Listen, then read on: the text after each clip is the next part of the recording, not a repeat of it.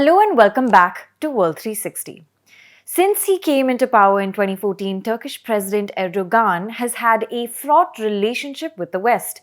His intolerance of critical media, his crackdown on protests, his conversion of the Hagia Sophia back into a mosque, and his resistance to bringing down interest rates in the face of record high inflation in Turkey has time and again attracted global criticism.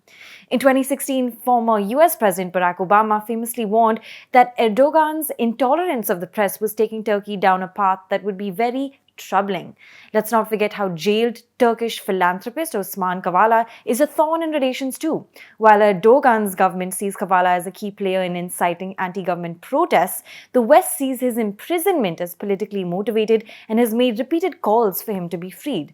But today, we see the West and Turkey putting their differences aside as Turkey emerges as a major mediator amid the Russia-Ukraine war. The first sign of Turkey positioning itself as a mediator was in late March when diplomatic negotiations between Russia and Ukraine were held in Istanbul. While Erdogan has said the Russian invasion is a violation of international law, he hasn't sanctioned Moscow nor closed Turkey's airspace to Russian aircraft. It's now become clear that by virtue of being a mediator in the war, Erdogan is in a way repairing his alliance with the West. Last week, Turkey lifted its veto over Finland and Sweden's bid to join NATO, ending a weeks-long dispute. Initially, Erdogan did not support the Nordic countries joining the military alliance, and since NATO operates by consensus, Turkey's vote was key.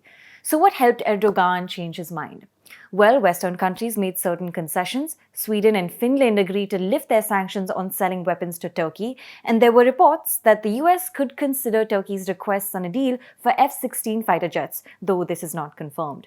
What really changed Erdogan's mind, however, was that he was able to air his concerns about the Kurdistan Workers' Party, or the PKK, a designated terrorist group in Turkey, the US, and the European Union. The PKK has fought for greater autonomy for Turkey's Kurds since 1984, but its Syrian branch, the People's Protection Units, or the YPG, has been hailed by the West for its efforts in combating ISIS. The West's sympathy for YPG has often irked Turkey.